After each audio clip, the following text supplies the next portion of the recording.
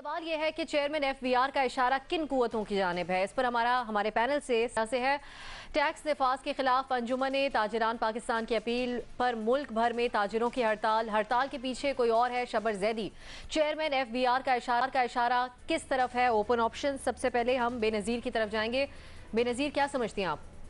अब सर मेरे ख्याल से शब्बीर जैदी साहब ने इसको एक सियासी रंग देने की कोशिश की है, लेकिन ऐसी कोई बात है नहीं। जो ताजिर हैं इस मुल्क के, ये यूज़ टू है, ये इनकी आदत बन गई है। ये ब्लैकमेल करते हैं हुकूमत को, कोई भी हुकूमत हो। आपको याद हो पिछली हुकूमत भी जब थी पाकिस्तान मुस्लिम लीग नून की, तो तब भी उन्होंने एक मुल्क भर में हड़ताल की थी, क्योंकि ये सिर्फ साफ सी बात है, ये टैक्स नेट में नहीं आना चाहते। ये नहीं चाहते इनकी डॉक्यूमेंटेशन हो, ये नहीं चाहते इनके असासे ज़ाहिर हो, इनकी आमदन ज़ाहिर हो। ये बहुत एक क्लियर सी बात है। इनका मसला सबसे बड़ा आजकल क्या है जिसकी वजह से ने आज हड़ताल दी है, वो ये है कि ये कहते हैं कि CNIC हुकूमत ने ये एक शर्त रखी है कि आप कोई भी ट्रांजैक्शन करें 50,000 से ज़्यादा, आपने CNIC दिखाना है और उस CNIC की एक कॉपी रखनी है।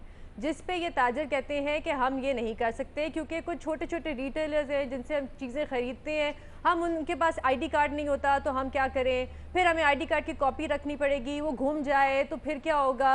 अब ये बताएं ना, ये कोई मुनासिब बात तो नहीं है। इस मुल्क में सबके पास ID कार्ड होता है, जिनके पास नहीं होता अब उनके साथ ना करें कारोबार। तो ये इनकी एक आदत बन गई है, इनको ब्लैकमेल करने की। हुकूमत को, पिछली हुकूमत को भी घुटने टेकने पड़े थे।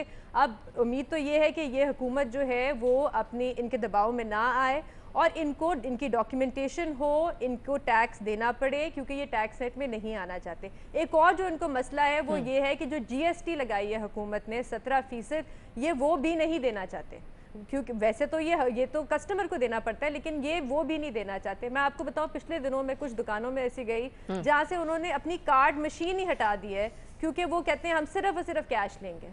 एक इतना बड़ा मॉल है लाहौर में जहाँ पे वो सिर्फ कैश लेते हैं, वो कार्ड लेते ही नहीं है। वो कहते हैं सामने ATM मशीन है, वहाँ से पैसे निकालने और हमें कैश देते हैं। तो ये टैक्स नहीं देते और ये टैक्स नहीं देना चाहते। इनकी हमायत किसी को नहीं करनी चाहिए और इनके साथ किसी को खड़ा नहीं होना चाहिए। बिल्कुल सही। आप समझते हैं कि किसी को इनकी हिमायत नहीं करनी चाहिए। सलीम साफ़ी साहब, जो बेनज़ीर बयान कर रही हैं, अवामी रद्द-ए-अमल भी बहुत ज़्यादा यही आ रहा है ताजिर बिरादरी के इस एहतजाज के ऊपर कि ये टैक्स नेट में नहीं शामिल होना चाहते, ज़ाती मामलात है, ब्लैकमेल किया जा रहा है हुकूमत को। हुकूमत इसको जिस तरीके से हैंडल कर रही है वो दुरुस्त है आपके ख्याल में? देखिए, एक तो मेरे ख्याल में शबर जैदी साहब चूंकि उस हुकूमत का हिस्सा बन गए हैं, तो इंसान जिस तरह खुद होता है तो बाकियों के बारे में भी इस तरह सोचता है। तो वो हक बजानिब है कि उनको ताजरों के एहतजाज के पीछे भी कोई और नजर आ जाए। इसी तरह जिस तरह मसलन जो बजट है वो बज़ाहिर तो पाकिस्तानी हुकूमत ने और शबर जैदी साहब जैसे लोगों ने तैयार किया है और पेश किया है, लेकिन हर कोई जानता है कि बजट के पीछे असल में IMF है।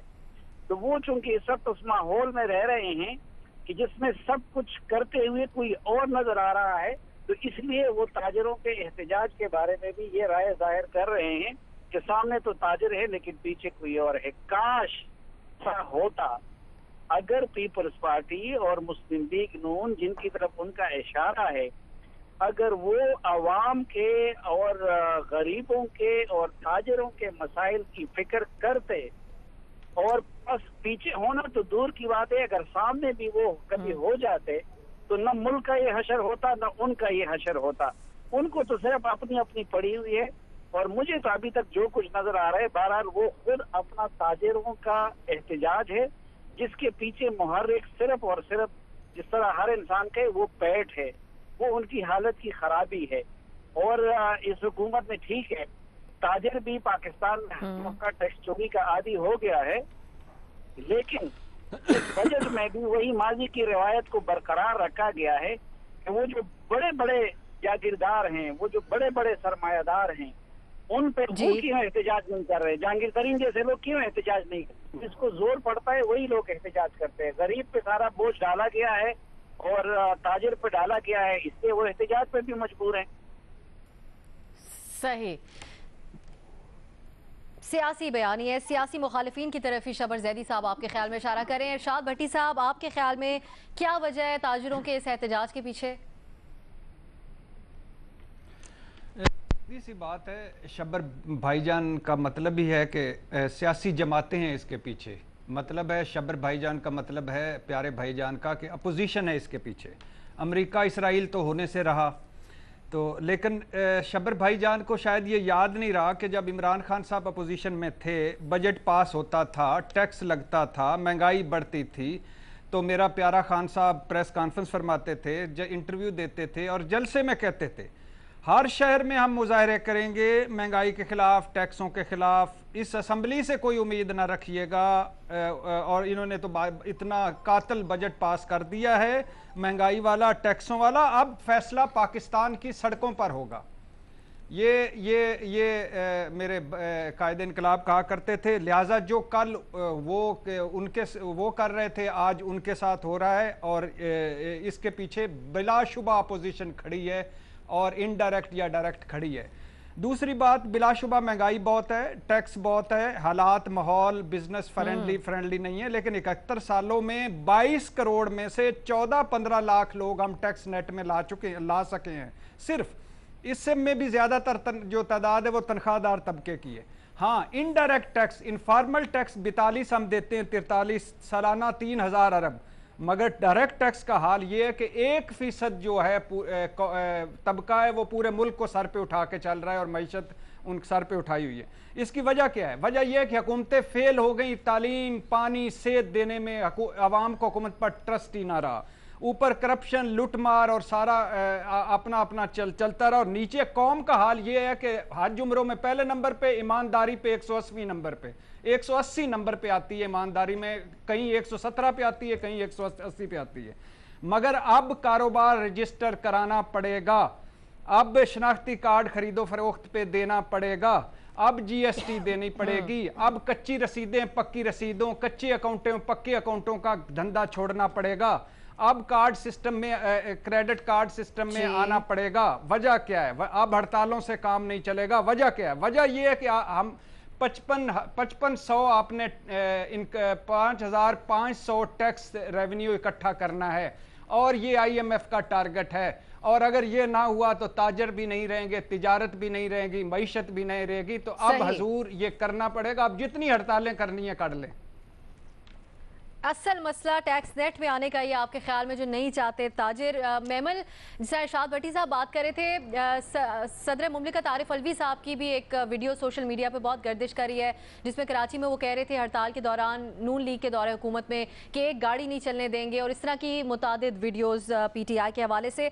तो जो रास्ता दिखाया था अपोजिशन में रहते हुए, आप समझती हैं कि उसी का खमियाजा भुगतना पड़ रहा है, या फिर ताजिर ओवर रिएक्ट कर रहे हैं? देखिए अफसा, इसमें जो शब्बर ज़ैदी साहब का तो इशारा यकीनन अपोजिशन ही की तरफ है।